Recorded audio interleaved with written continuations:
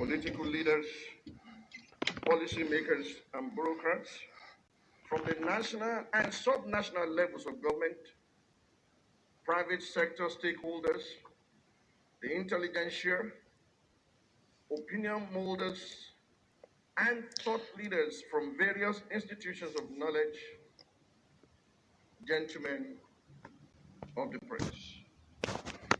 When our nation attained independence on October 1, 1960, it was with fervent faith in the possibilities of a great nation that our founding fathers lowered the British flag and hoisted the green, white, green. Their dream of a great nation was etched in the lyrics of our founding national anthem, the second stanza of which states, "Our flag shall be a symbol that truth and justice reign, in peace or battle honored, and this we count as gain, to hand unto our children a banner without stain." In the past week, we witnessed with great sorrow the desecration of our nationhood as Nigeria's armed forces stained the banner of our nationhood, the Nigerian flag, with the blood of our children. The Nigerian youth, to whom our founding fathers charged us to hand over a banner without stain. It is therefore with a heavy heart over the current state of our nation, but with resilient hope in the possibilities of a new Nigeria, that I bring you this State of the Nation broadcast, originally intended to celebrate Nigeria's 60th independence anniversary.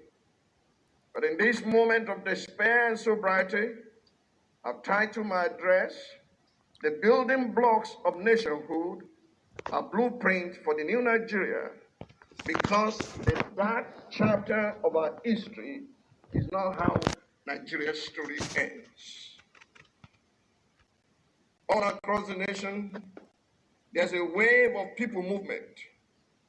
It's a wave of citizen engagement championed by the so-called ordinary Nigerian who has proven in extraordinary terms to be by no means ordinary. It began in Edo State with an awakened and resolute electorate that find the political establishment to make their voices heard and their votes count. In the past couple of weeks,